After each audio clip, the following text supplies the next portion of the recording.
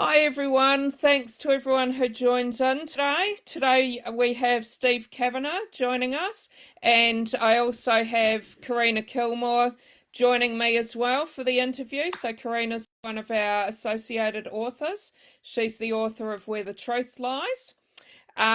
So for those who don't know Steve's a critically acclaimed Sunday Times best-selling author of the Eddie Flynn series, which has sold 1 million copies in the UK.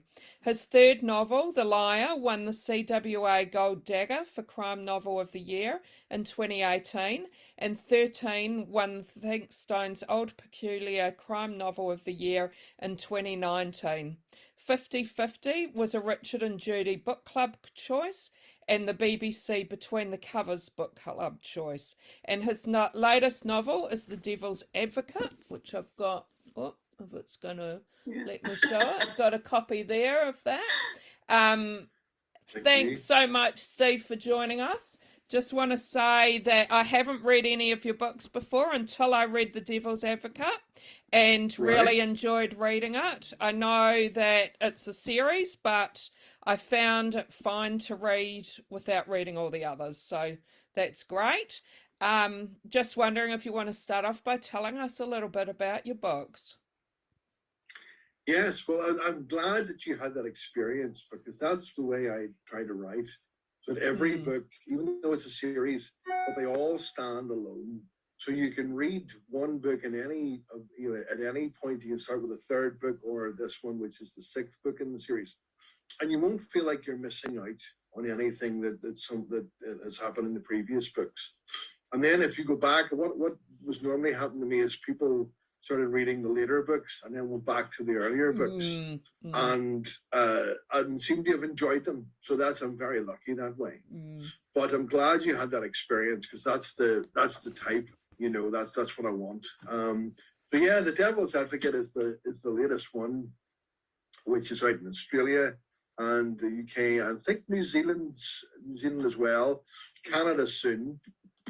It will be out in the States at some stage.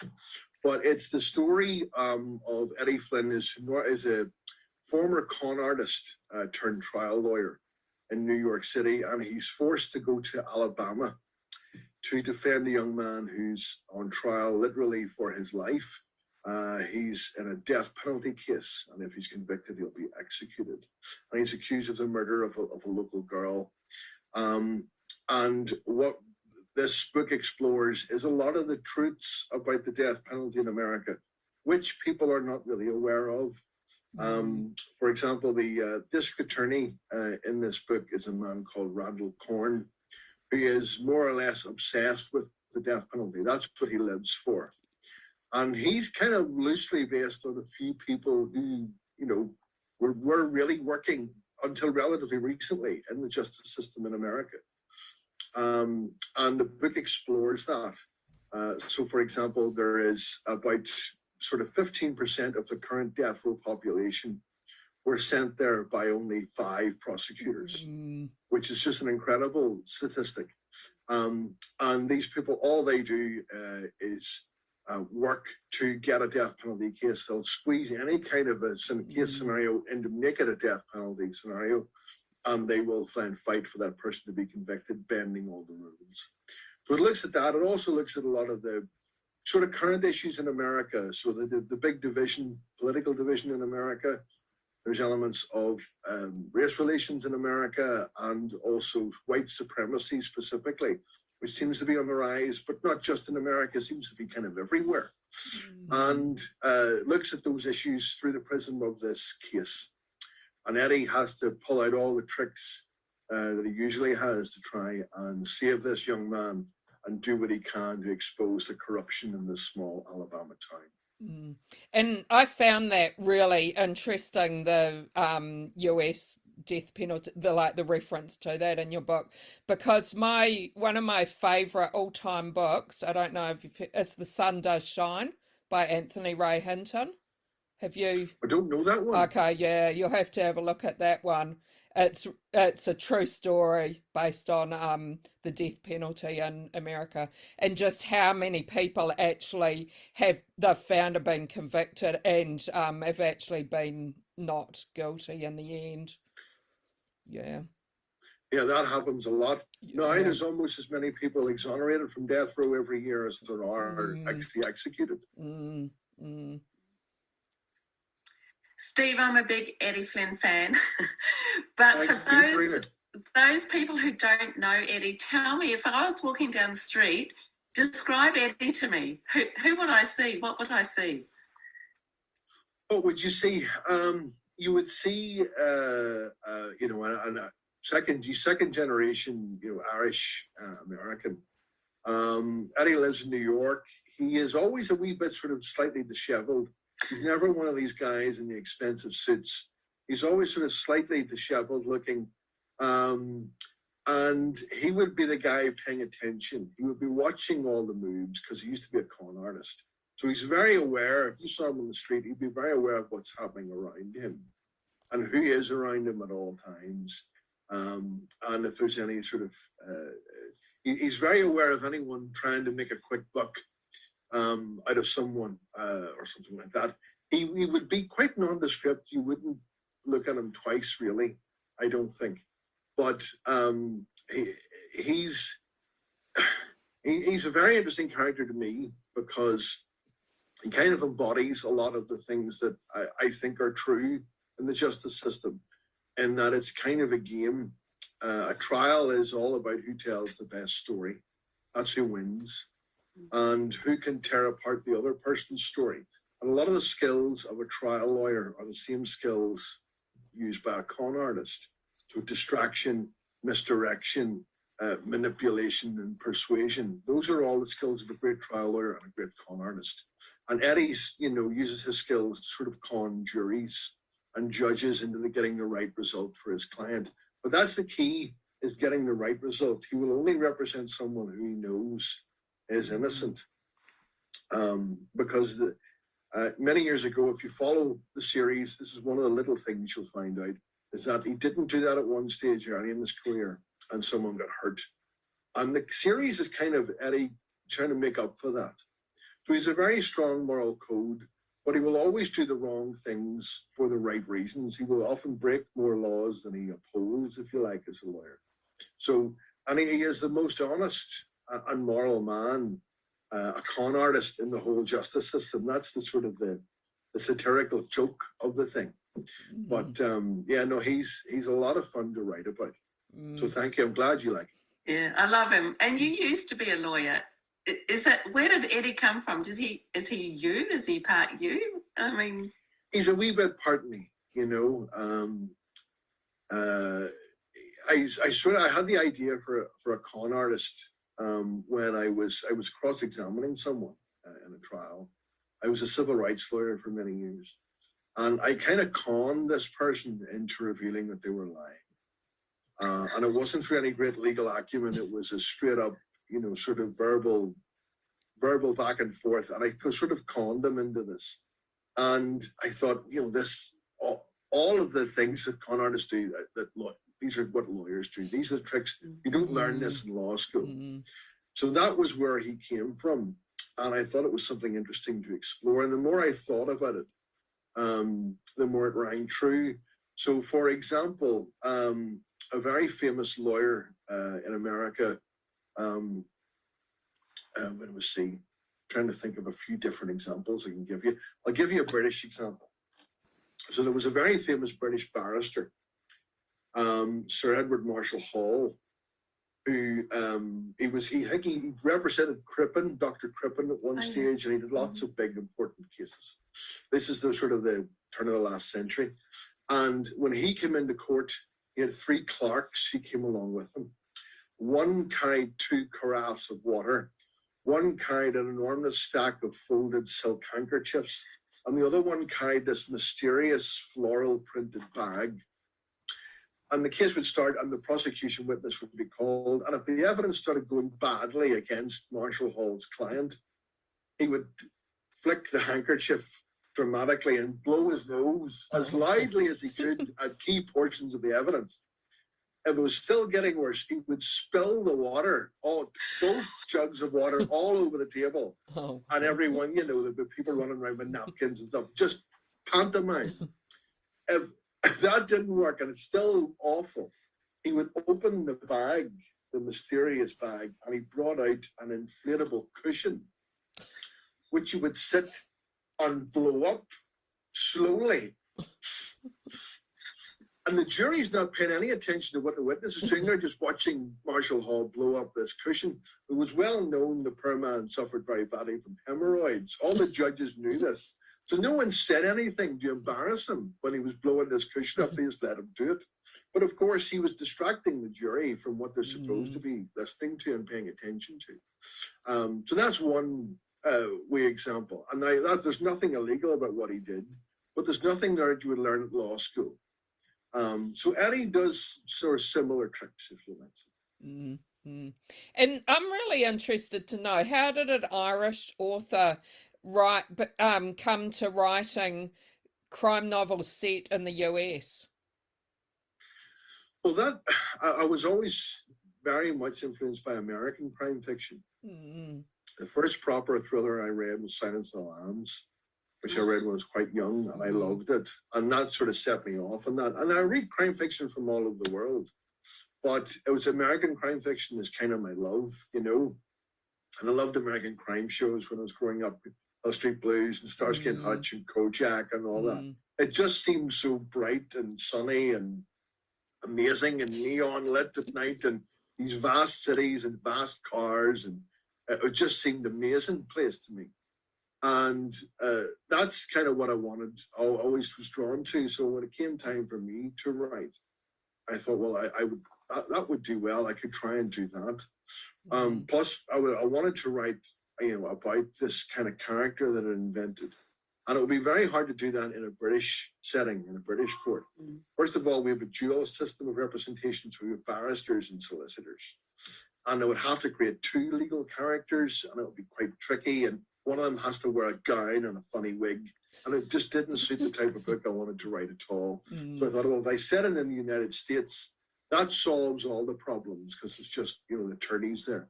Plus, it's a bit more dramatic and a bit more exciting setting it in New York. So that seemed the obvious choice to me. And what about your sidekicks? I mean, let's talk about some of Eddie's new playmates. Yeah. There's a few characters now I've sort of built up over the series. But again, you'll meet all these people, and they're all introduced to you for the first time if this is the first book you're reading. So there's Eddie's partner, Kate Brooks, who we meet for the first time in 50/50, the previous book. And she's a young lawyer who worked very hard, came from quite humble beginnings. Her father was a policeman. And she did well. She got into law school. They paid for all her education, and she got into a great law firm. But she found when she was in this big law firm in New York that she wasn't valued. So she was discriminated against and sexually harassed, which is the experience of a lot of young female lawyers, unfortunately. And I wanted to write about it and not shy away from that. And, her male colleagues undermined her, stole her work and her ideas. So she very much got out of that, and now she's partners with Eddie. And she brings a kind of a balance to Eddie because she hasn't been in the justice game for so long. She's not as jaded. She's much more idealistic. And she tries to focus on sort of cases helping female victims. But she helps Eddie in this case, and she's much more sensible, if you like. So she's a good counterbalance to Eddie, which is also from kind of a working class background. So there is a connection between both of them there. Then there's Harry Ford, who's been in all the books, more or less. And Harry is Eddie's mentor. He was a judge up until recently. He's now retired and works with Eddie. And Harry was the youngest African-American captain in Vietnam, in the army. And so he's had a long life. He's getting on in years now. But he's incredibly smart. But he's also very charming, Harry, and doesn't take himself or the law or anything too seriously. So he's a great foil for Eddie, and he's often getting Eddie into trouble. But he's very wise and protective of everyone in the group. And then there is Block. Block is a character I first wrote about in my only standalone novel, which is called Twisted. And Block was a sheriff or a deputy in that book. And she was such an interesting character. I thought, well, I have to have her in the Eddie Flynn series. So she came in 50-50. She is childhood friends with Kate and was very close to Kate. But she doesn't really talk too much to anyone else. She's very quiet and very cerebral. So she's probably on the ASD scale somewhere. And I have that in my family, so that's something I wanted to talk about. I don't like to shy away from things, so I wanted to have a character who was neurodiverse in my book. And not that it's talked about, but if you read it, you can see it. And she doesn't talk too much. When she does say something, you want to hear it. She's incredibly smart and perceptive, and she's gay. She's a young woman in New York trying to make her way, but also she's incredibly tough. She is sort of the tough character of the group. She fires a Magnum 500 as her personal weapon, which is a gun I have fired for research purposes, and I can tell you now, it's an experience doing that. It's a handgun sort of made for rangers in certain parts of the world. It's the only handgun which could conceivably take down a grizzly bear. That's how powerful this thing is. The rounds are like, they're huge. They cost about $2 each. And it's sort of a gun. She wants a gun. She only needs to fire once. So I thought that's the perfect gun for Block. So she's a lot of fun, and it's good. In this book, her character, she warms a wee bit and gets more trusting of the group. And it's a lot about this sort of novel where they are outside of New York and they're in Alabama. They sort of come together and they bond quite a lot with each other in this novel. So this is more of an emotional read for lots of different reasons than maybe some of the other books. Mm-hmm. And we've got quite a few people watching now, and I've got some questions, so I might get into asking some of them. Wendy wonders what drew you to crime writing. I think it's what I read mostly, I have to say. I do read a lot. And before I was writing, I would have read literary fiction, science fiction and fantasy, crime, thrillers, whatever, but mostly crime and thrillers. That was my sort of staple. And I would have either written a fantasy novel or a crime novel, to be honest. And it just so happened when the time when I started writing, that was what I was mostly into. And I had the idea for that, and that's what I wanted to do. But it's to me, I don't really see too much. The booksellers mostly and readers, I think, differentiate in genre. There are some readers that are just fantasy readers. There's some readers which are just science fiction readers. There's often cross-pollination between the two. But for me, it was what appealed to me at the time, and I felt, well, this is a genre which I think appeals to a lot of people. It's one of the most popular genres. And it was a story that I had and I wanted to tell. So that's, I suppose, what drew me to it. And Mary Lou wonders, what actor would you like to see play Eddie Flynn? I don't know. Lots of people say this to me or ask me this. There's lots of actors could do it. So, I mean, there's been a few suggested by readers. So some readers, they see Mark Ruffalo when they see Eddie Flynn. For other readers, they see, what's that man's name? Ryan, what's his name? He's an American actor with blonde hair. Ryan somebody. I can't remember his name. I'm terrible with names. The only Ryan Ryan so Gosling. There's him. He was in The Nice Guys with Russell Crowe. We call him, somebody will know him. But anyway, him or who else? There's an actor called Logan Marshall Green, who someone said would be really good Eddie Flynn. I think I can see all of that, but I don't have a specific actor in mind. You know, there could be a myriad of different actors. I think you could be. Some people said Ryan Gosling or Ryan Reynolds. Ryan Gosling, that's the man. Ryan Gosling. Okay. That's him. I've always got Paul Newman in mind when I think of Eddie Flynn. You know. Yeah, you know. Paul Newman would be a fantastic Eddie Flynn. Young Paul Newman, even young Gene Hackman. Yeah. Would be great. Yeah. Yeah. No, that's my go-to. Eddie is a young Paul Newman. There you are. And a lot of people say for Harry Ford, Morgan Freeman. Oh, absolutely. Is there Harry Ford? And he'd be awesome. Yeah, I'm a big Harry fan. Yeah, I love him. That's good. A lot of people love Harry. Yeah, definitely. There's a real mischievous side to Harry. So just on to the new book, Steve. You mentioned his name before. Tell us about the district attorney, because I can't even say his name without feeling anger. Yeah, you've made that character so strong. I've actually, it's funny reading the reviews. A lot of people think, oh God, they have a real bad reaction to him. Some people, there's a few reviews that say, oh, you really over-egged the pudding with this guy. No. He's not realistic because he's so evil. And here's me thinking, do you know what? I've toned it down from the real people. Yeah. Seriously. Like if you're in Lafayette County, it used to be this way, certainly about 5 years ago, and you were a prosecutor and you did your first death penalty case. To celebrate you getting the conviction of sending someone to their death, they gave you a paperweight as a present.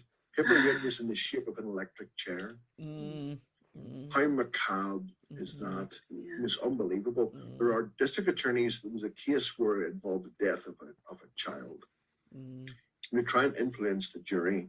A district attorney staged a mock funeral for the baby at his closing speech. So he had a baby carriage, a black baby carriage with a black shroud over it, and they had a priest and all that. It's unbelievable.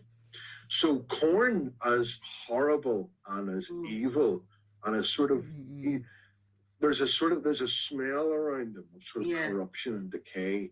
And that's explained later on. That's not a supernatural thing. That there's an explanation for that which feeds into his psychological profile. I thought you'd gone a bit Stephen King for a while there, Steve. Yeah, a lot of people had. But no, there is an explanation for it. There is, which is, it's kind of his psychological motivation. You know, he is obsessed by pain and suffering, and power. The power that comes from that is his kick. So he is reasonably realistic and toned down from some of the real characters. But yeah, he was fun to write because he is evil. He doesn't care about anyone else. He has a mission and something that he wants, and he doesn't care who he has to kill or go over to get that. Which is frightening, but there are real people out there in the world exactly like that and worse. So that's what sort of frightens me a wee bit. But he was a lot of fun to write and to write about, and he was one of the better villains, I think, from the books. Yeah, he was a great villain, and the character is so real. I completely believed him. You know, it was even as shocking as it was. Completely believed everything that he was doing. Yeah, horrible. Horrible, yeah.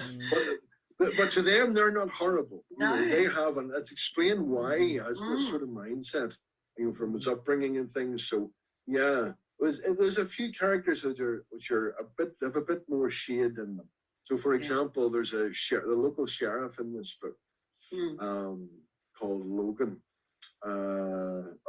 called Lomax. Lomax, sorry.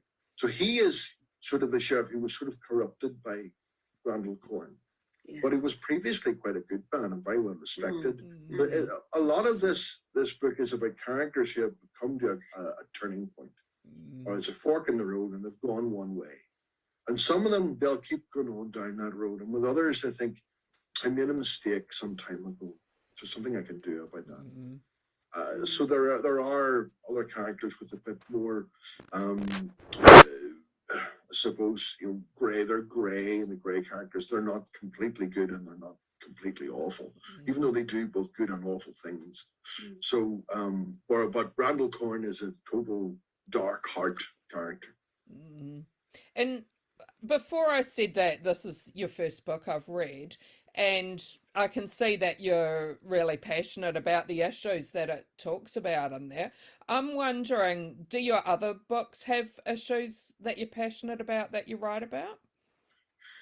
Yes, but not as much as this book, I have to say. Okay. Each book, I think, I want to be different. I'm very conscious of not writing the same book over and over again.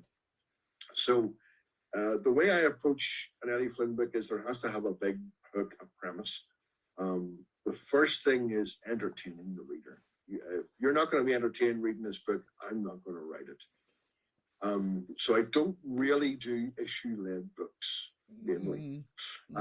There are issues which crop up in the books, and sometimes they're very small things. It might be a very small case, which Eddie does at the start of a book, say 13, where he represents someone who was caught having what's called drug paraphernalia on their possession. And they're arrested for having drug paraphernalia. Now, you might think, well, is that, like a syringe and needle or, little baggies for, no. A straw, a soda straw is drug paraphernalia, apparently in New York City, if you're African American. So there are those types of issues, which are absolutely real. People were arrested on the street because they had drinking, a carton of soda with a straw in it. So you've got drug paraphernalia, we're going to arrest you. You're not going to get bail, and you're going to spend 3 months in jail before you even get a hearing or a chance to go before a judge. So, I mean, that's just terrifying. So there are little things like that that pop up sometimes, or I want to write about. That'll be a small part of the book. Every book kind of has its own theme, but not all not all books are issue-led. But there are little things that crop up like that where I can say, okay, here's something interesting. You'll learn something a wee bit here when you read this. But I'm wary of writing an issue-led book, because I don't want to be battering the reader over the head with my views on anything. I just want to say, well, here's the way it is, and you make up your own mind. And Geraldine's wondering how much plotting you do when you're writing. Do you stick to a plan, or do the characters dictate where it goes? Well, there's no plan at all, so I don't outline anything. I'll have the basic idea. So for this one, the idea of the murderous district attorney and someone falsely accused of a crime, and that's it. I'll just start to write, and I make notes as I go along. And there'll be various points in the book where I stop and I say, okay, what could happen next, or what's going to happen in the next chapter, and what have I got already that I can explore further in the book. So I don't plan anything. I make it all up as I go along. But I do have to stop at some stage and say, well, hang on a minute. What have I written so far? What can be brought in the other part of the book? Is there a twist coming here somewhere? So no, it's not outlined at all. I wish I could outline it, but that would make my life so much easier. But no, they're all made up as they go along. That's so funny. I know, stupid way to write a book. Don't write a book that way if you don't write it at all. Also, Steve, I read somewhere, tell me if it's bullshit, I read somewhere that you'd sold like 10,000 copies total of your books, and then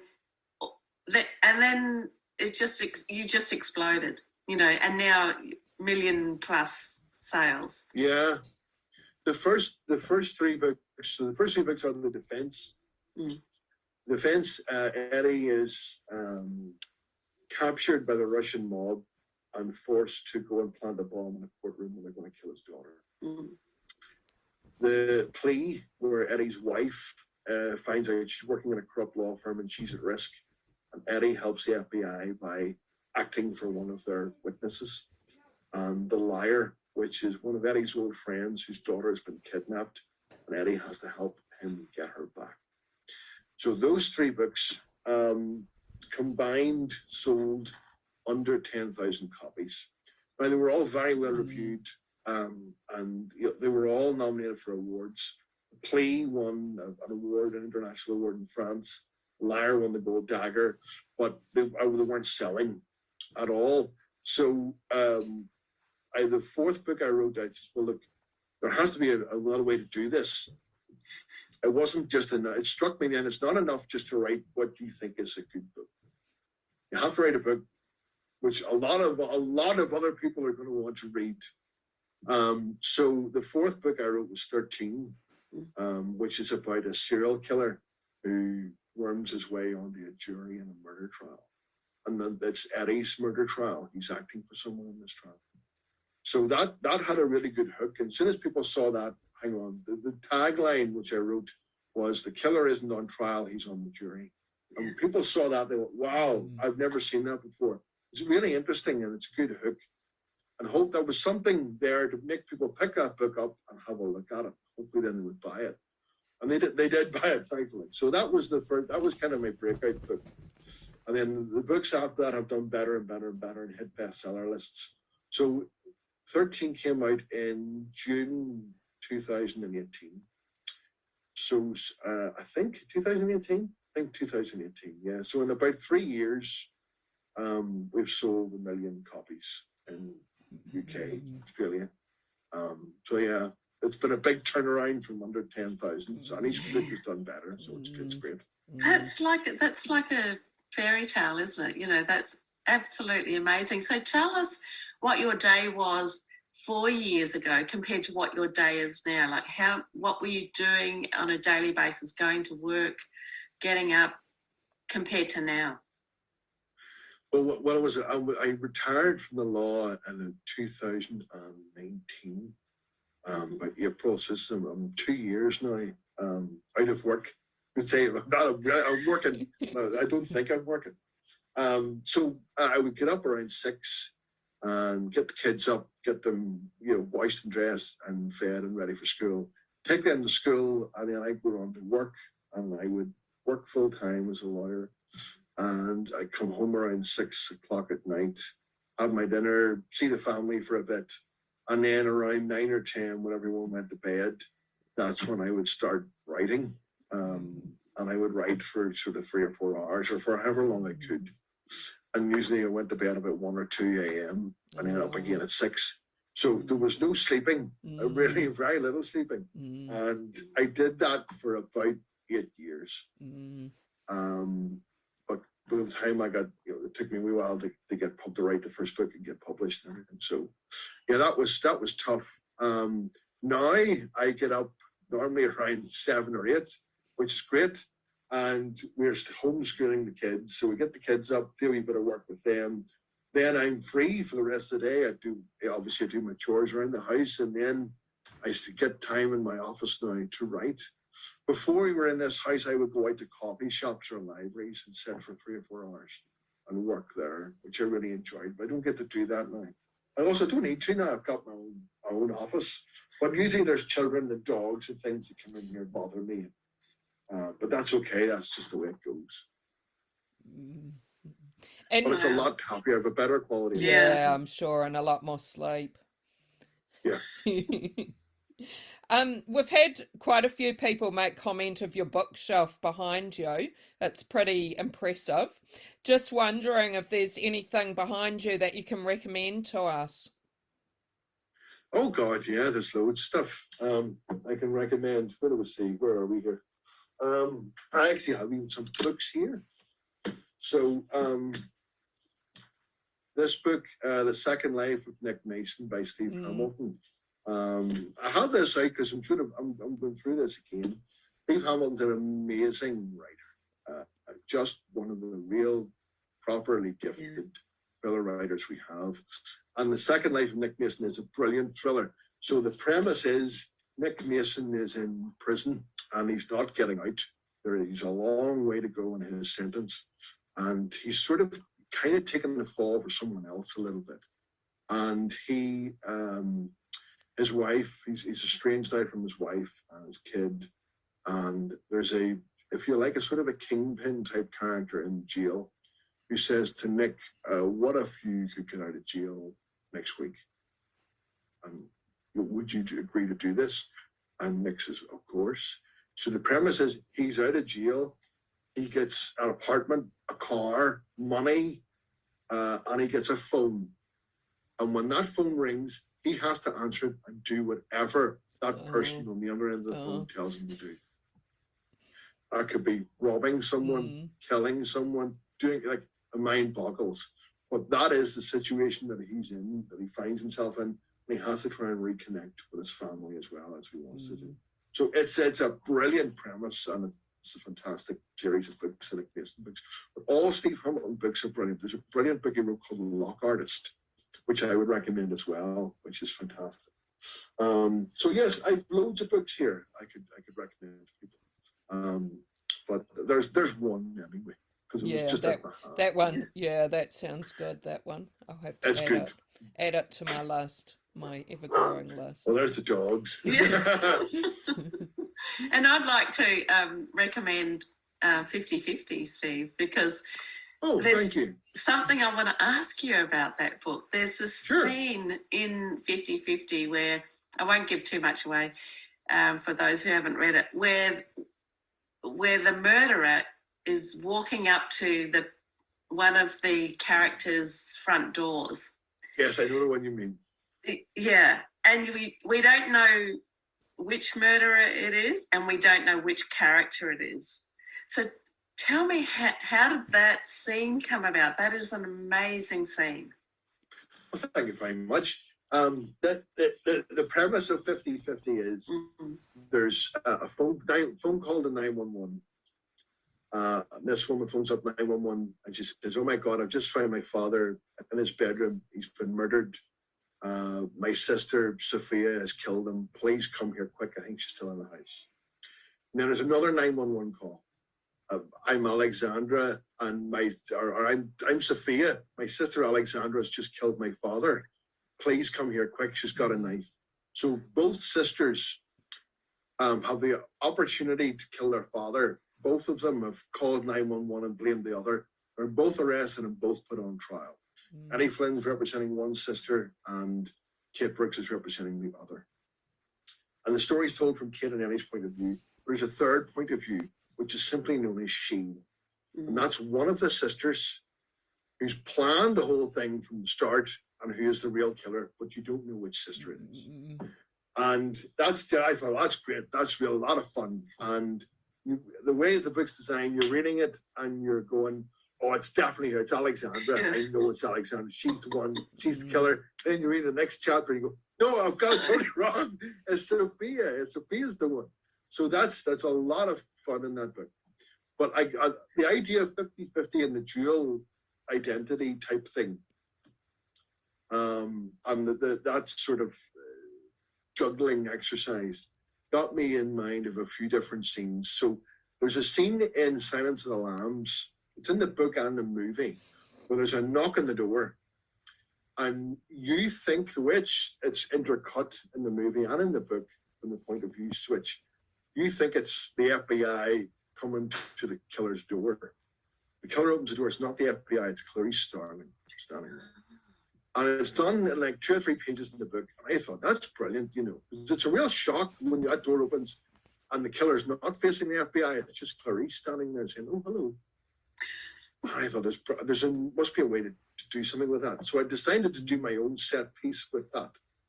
So Harry and Block are in a house.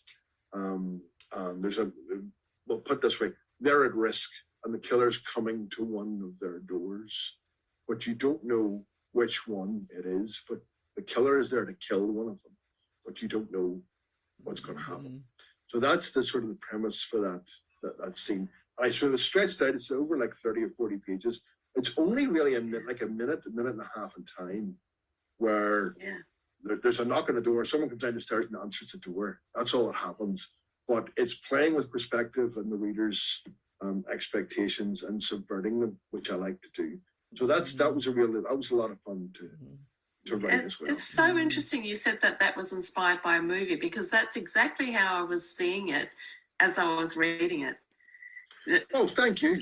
From each, from inside each door, who's going to open the door and who are they going to see? Yeah, it's amazing. Yeah. There was a lot of people contact me about that one. I really enjoy it. So that was a lot of fun to write that scene. It's a push text section of the book called The Dark Red Night. So yeah, a lot of fun. So was that was 50-50, is that right? That's 50-50, Okay. yeah. Sounds like that's the next one of yours I'm going to have to read. Oh, thank you. And Elise is wondering, when you first started writing the series, did you spend time in New York to draw your inspiration? And I'm also wondering, I'm sure you must have had to do a lot of, like you said you were a lawyer, but the system must have been totally different, the American system. So you must have done a lot of research for that as well. I did a lot of research about that, and I leave it all out of the books, to be honest. I don't write, the last thing I want to write is a legal procedural. But I give the reader enough information so you know what stage the trial is at, and if there's a hearing, for example, what that hearing is about and why it's there. So there's very little law or any of that in my books. There's enough context so the reader understands the drama that's happening. That's what the book's really about. It's the drama that happens in every court, in every trial, the battle of wits between the lawyer and the witness or the judge and whoever. But in terms of research in America, I had written the first 3 books without ever having been to America. Really? So, wow. Yeah. I have now been quite a few times, and I've done a couple of book tours. So I've been extensively in America now, in New York quite a bit. So I know the place a lot better now than when I started, but there's no real difference. You wouldn't, if you read the defense or the liar or the plea, you wouldn't, there's no real difference between that and the other books, really. At least I hope not. And certainly no one's caught me out yet. I managed to get away with it. And do you find your books are as popular in America as they are in other countries? Well, again, not a lot of my books have been published in America, but we have plans for America, and they're at different stages in each country. So, for example, in Germany, only the defense and the plea has been published, and the liar is going to be, 13 is going to be the next publication there. Because a lot of the other countries, we had the same sort of problem that nobody picked up the first couple of books. So America's been good. For 13 came out in States as the last book I published there, and did quite well. So we have plans for world domination, but put it like that. We hope to do that. And I'm wondering if you're working on something new at the moment. I am, I'm working on the Eddie Flynn. No, I have a couple of books in various stages. And one book which I sort of thought was finished, but it's not really. Okay. I'll do more work on that. But I'm writing an Eddie Flynn now. I'm quite advanced on, so I'm hoping that considering The Devil's Advocate did so well, I think it'd be good to have another Eddie Flynn. And that seems to be what readers want. I don't read all my reviews, but I make a point of going on to Goodreads and Amazon and wherever else and looking at my reviews to see what people think. Because these are the people who are buying my books, and I want to take what they say seriously. And I think you're a wee bit foolish if you don't. So I do look at that, and lots of people are saying, brilliant, love it, can't wait for the next one. And I'm sort of thinking I think that's sort of the general consensus. People really like spending time with Eddie Flynn. So I have a really good idea for the next Eddie Flynn. It's not really an issue book. This one's a pure suspense, page turner type one. And I'm really enjoying writing it. So I'm hoping it makes sense. That will probably be the one I'm hoping will be out maybe even early next year. So there you are. Terrific. And did you mention that you're writing another standalone, Steve, or was it something? Yeah, I have another standalone, which I sort of thought was finished, but it's not really. I think there's more work to be done than that. So that one's not quite ready yet. Yeah. But I think Eddie Flynn's what I'm going to focus on for now immediately. I think, but I do have a standalone if I get it right, and that will come out as well. I'm hoping, all being well, to hopefully accelerate the publishing. At some stage, I'd love to be able to do one-on-one with you here. Wow. So we'll see. Fingers crossed. Hopefully that can happen. Well, thanks so much for joining us. Been great chatting to you. Thank you. I've really enjoyed it. It's been really good fun. And thanks for everyone who joined in. We had some really great questions. Thanks. Thanks, folks. Bye. Thank you. Bye, Steve. Thanks. All the best. Bye. Yeah, thank Bye. you. You too. Thank you. Bye.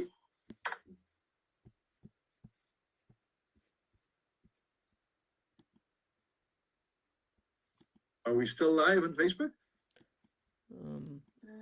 Not sure.